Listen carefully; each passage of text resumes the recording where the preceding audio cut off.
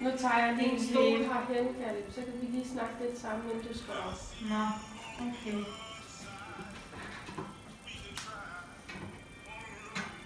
Ja, det er ikke så godt i dag. Nå, jeg kan godt se det, Kalle. Jeg er lidt trist. Hvorfor dog det? Det er fordi, at jeg er så bange hele tiden. Nå. Jeg har kun lige faldet i søvn, da du kom ind her. Nå. Jeg har slet ikke sovet i nat. Nej. Fordi at jeg er meget bange. Er du bange for, at du må gå det, Kalle? Ja. Og jeg er bange for at være alene. Ja. Det er ikke særlig sjovt. Nej. Nej. Kalle, kunne du tænke dig, at der måske kom noget vågetjeneste? Jamen, er det ikke først, når man er meget tæt på at dø? Jo, men man kan godt få det tidligere nogle gange, Kalle. Nå. Jo, men min bror, han er jo her nu. Ja, han er her nu. Han ligger lige inde i soveværelset.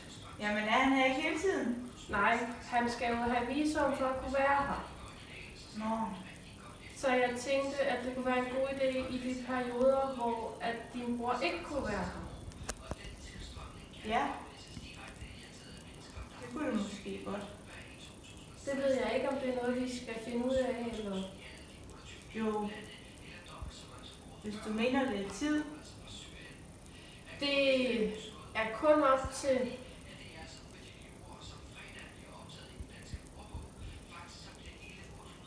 Nå.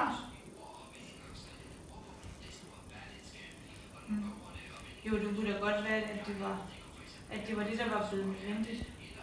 Men jeg er bare så bange hele tiden for at være her. Jeg er bange for, at jeg skal dø selv. Men er du også bange, når der sidder nogen her ved siden af dig? Det er jo ikke min familie. Nej.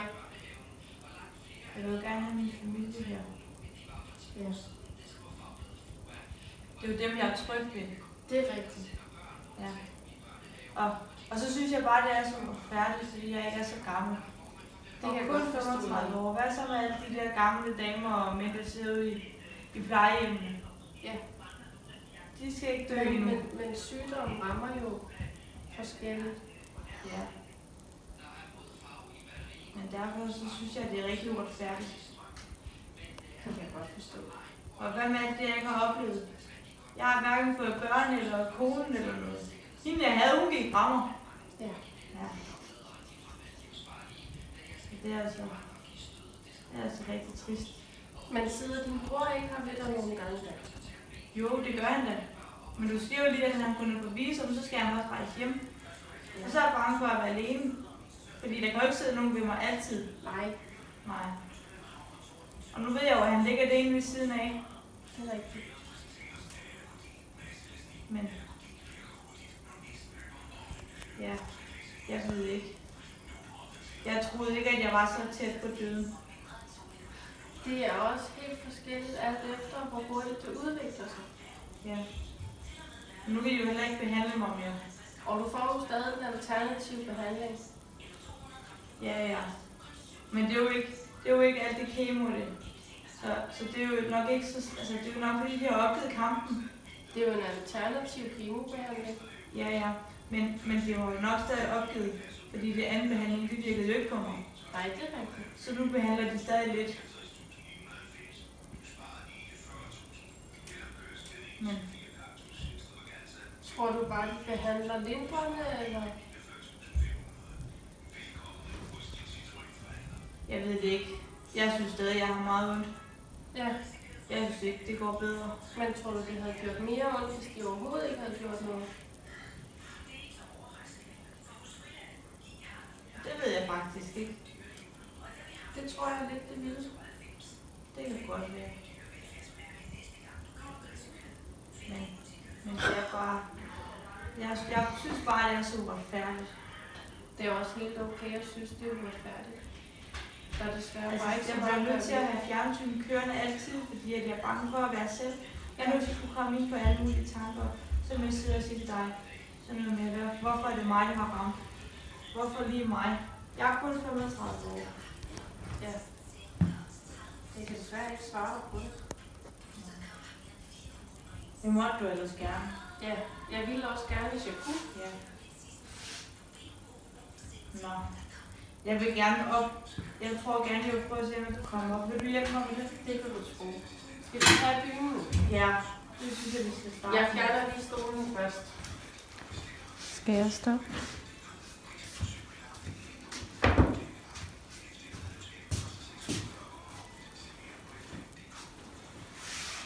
Jeg skal bare lige have en hjælpende hånd, fordi den ryg, den er lidt dum. Ja. Og min seng, den er gået i stykker. Ja, Au, hvor gør det ondt. jeg kan godt se det.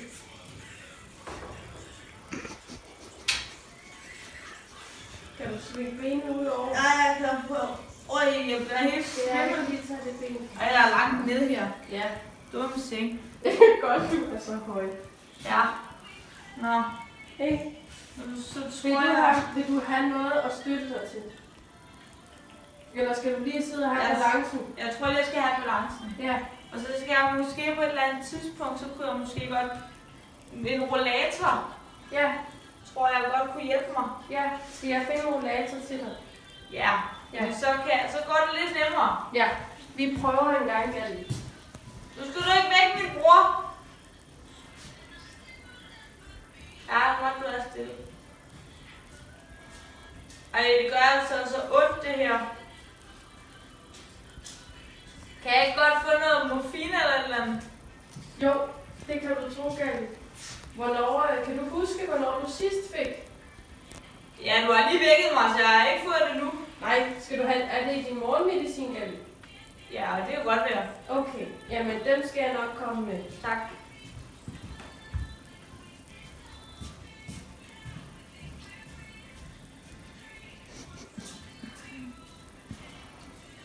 Det må gerne være i dag, fordi jeg har meget ondt. Ja, det var meget ondt, Galli. Ja.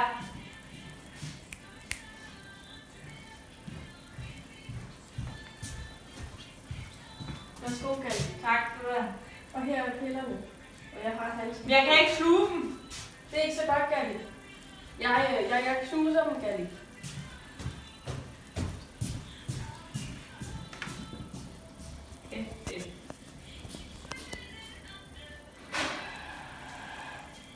Jeg prøver lige at se, om jeg kan komme ud til dig. Ah, Stop du bare ved bordet, Galli. ja, men jeg slår lige derhen først. Så sæt du dig her på stolen. Så har jeg knust dine piller i det papir her. Ja, du er noget dygtig. Ja. Vil du have det i hånden eller nede i glasset?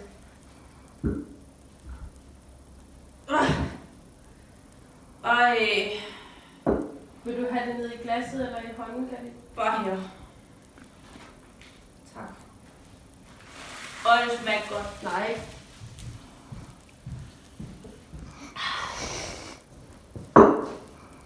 Ej, nu skal jeg tilbage i seng, fordi jeg kan simpelthen ikke sidde hernede på den stol. Det går ondt i min røv. Det var ikke så godt, Galli. Skal du ikke have en hånd? Jo. Jeg tror, du skal lidt længere op i sengen, Galli. Ej, hvor pokker da. Så prøv du at ligge dernede, så tager jeg benene. Det var dejligt. Ja. Skal du have dynen på igen, Galli? Ja, Ja. det tror jeg gerne, jeg vil. Nu har du også været ude af sengen. Ja, Så kan du komme det et par gange mere i løbet af dagen. så godnat, du. Skal du have en Ja. halv time søvn? Ja, Galli? men jeg er simpelthen så træt. Jamen, så må du sove rigtig godt, Galli. Tak skal du have. Ikke? Hej, hej. Hej, hej.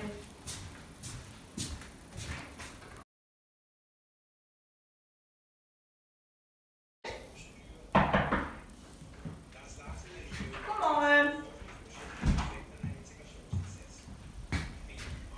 Godmorgen, Galip. Galip? Galip? Er du der?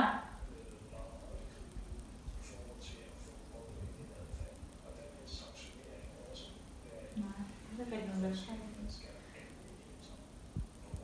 Er det nogen puls? Galip? Hallo? Galip, nu går jeg lige ud og så ringer jeg lige til lægen.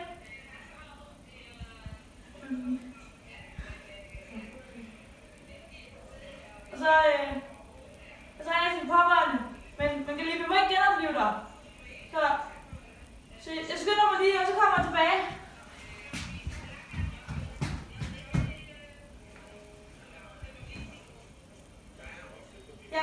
snakker med Simone Hansen, SSA i Vordingborg Kommune. Hej. Jeg er ude til en galip på Stationsvej i Vordingborg, og ved du hvad, der er simpelthen sket et ventet dødsfald. Så du må gerne komme ud, når det passer sådan for den nærmeste fremtid. Ja, tak for det. Det er godt. Vi ses. Hej. Nå, det er beskidt at finde de pårørende.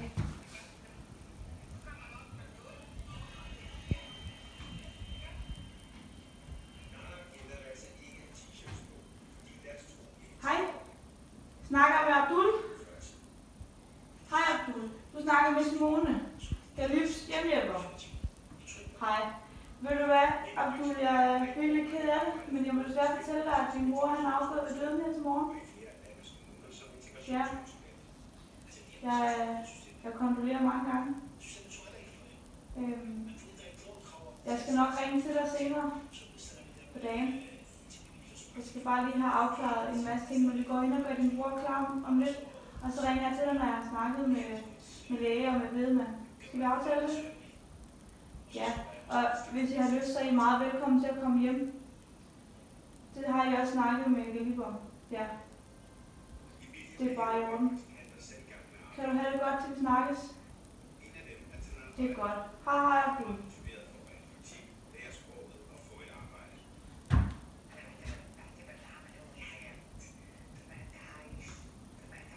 Jeg har det Simone. Jeg vil gerne være med kollega ud til Galip.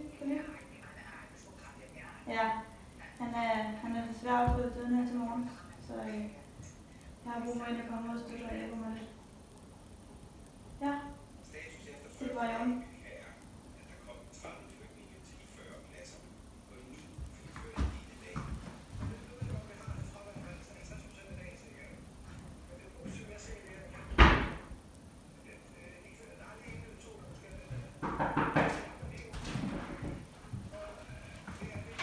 Hej.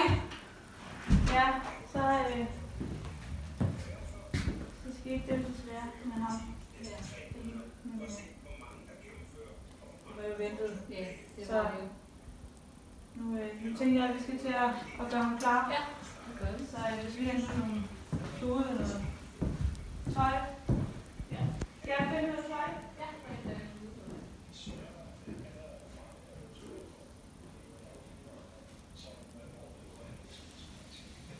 Jeg ved, at Galip gerne vil have jakkesæt på med en blå skjorte. Ja. Så jeg har fundet frem til ham her. Skal vi hænge det over et eller andet sted? Nej, det kan vi ikke. Vi skal lige passe det, vi op.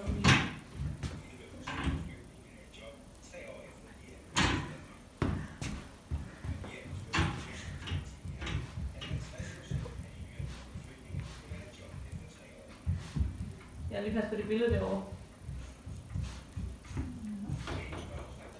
Nej, det holder vi for en spot.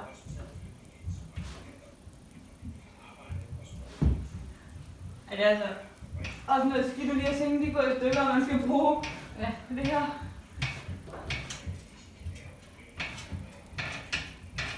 Så, vi holder ham der. Det gør vi. Hvor er det?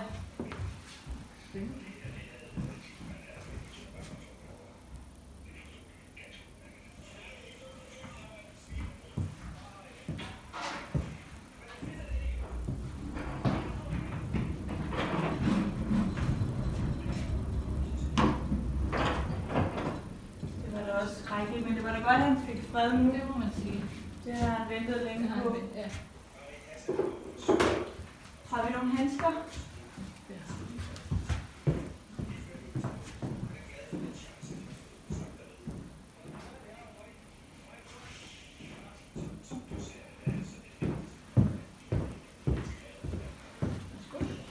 Tak skal du have.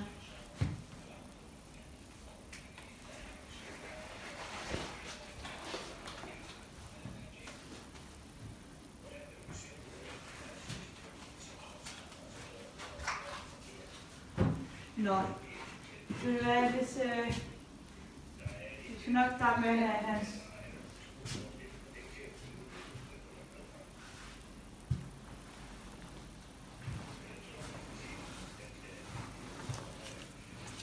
Nu tager jeg lige blusen af dig.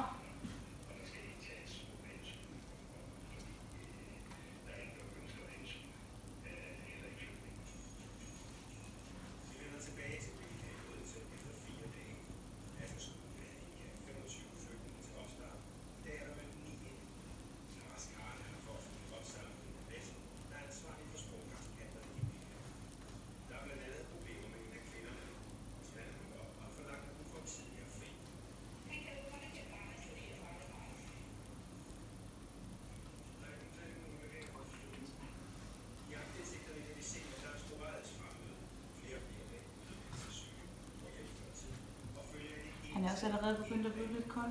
Ja. Så jeg ved ikke, hvor lang tid han har ligget, før vi kom. Vil du vaske i hovedet?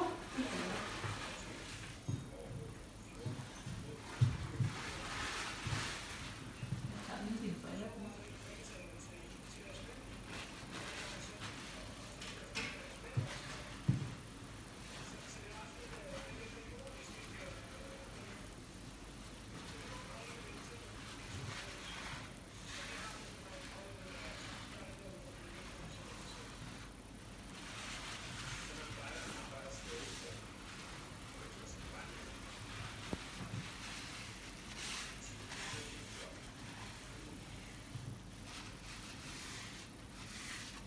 Så.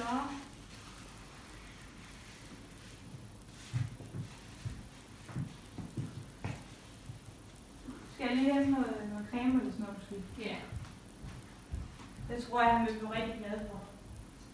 det tror jeg.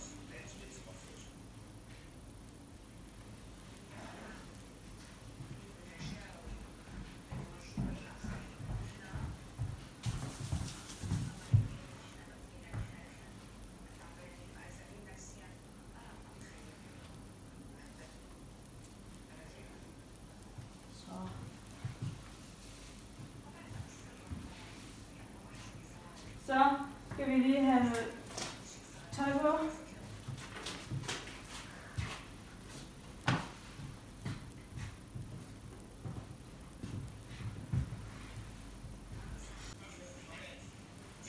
Nå, Galip, nu får du lige lidt tøj på. Og jeg har jo læst, at du gerne vil have den blå skjorte og dit jakkesæt på. Så det synes jeg, vi skal gøre.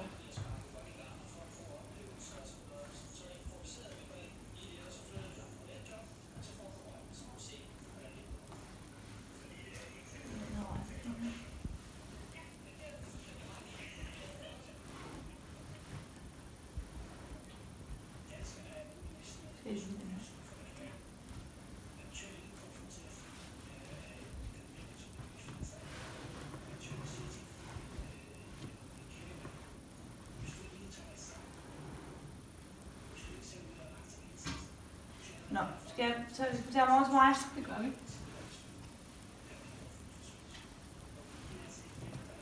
Skal du få fat i den?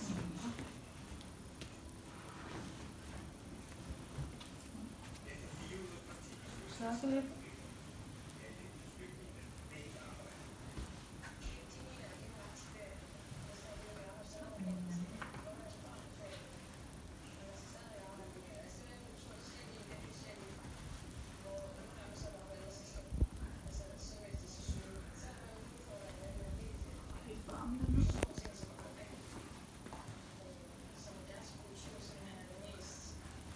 Sådan der.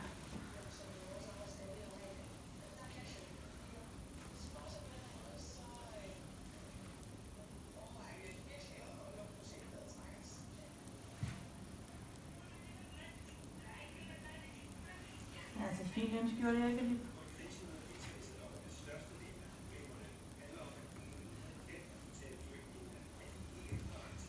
Så mangler vi bare bukser. Nu får du bukserne på lidt.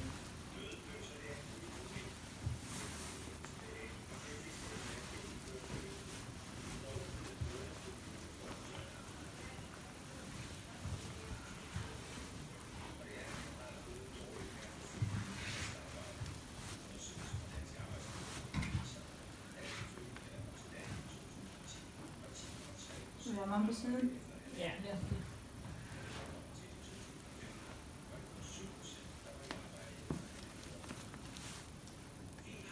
Skal vi skjorten ned i bukserne? Skal vi ikke det? Jo, det skal vi.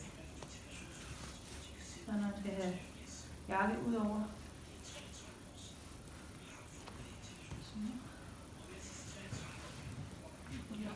Ja. Så trækker jeg lige Mary. Så.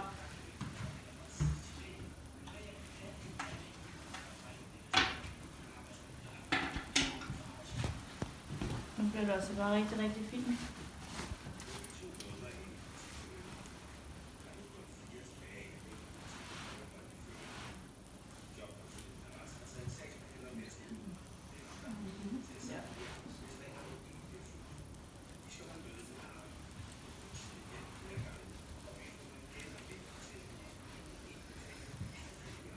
Skal jeg lige skubbe noget?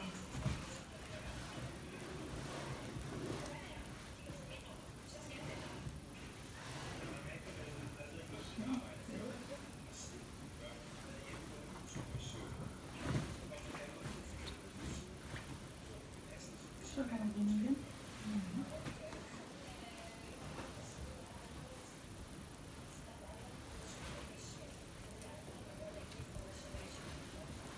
Så. Ja, jeg tror bare, jeg skal lukke den. Kan du se, om du kan finde nogle blomster? Ja, han kan du også godt få slips på. Det tror jeg gerne, han vil.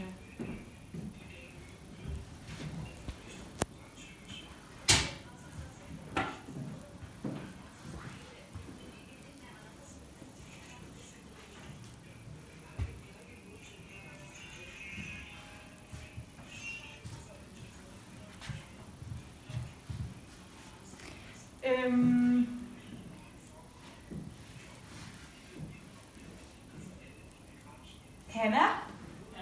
Jeg tror, at der ligger blomster ved fjernsynet. Ved fjernsynet? Ja.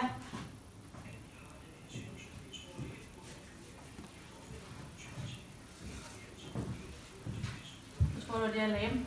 Ja.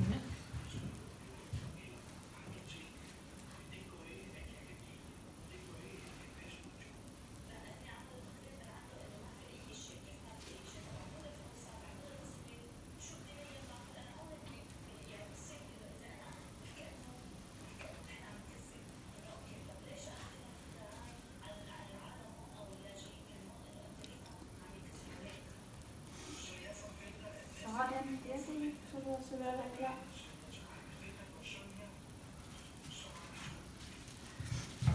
Jeg henter lige et lagen, ikke? Ja. Så er det sådan her.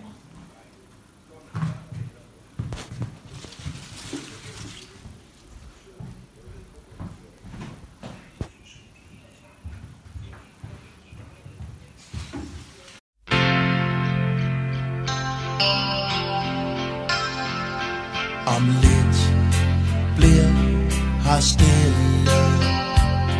Om lidt er det forbi.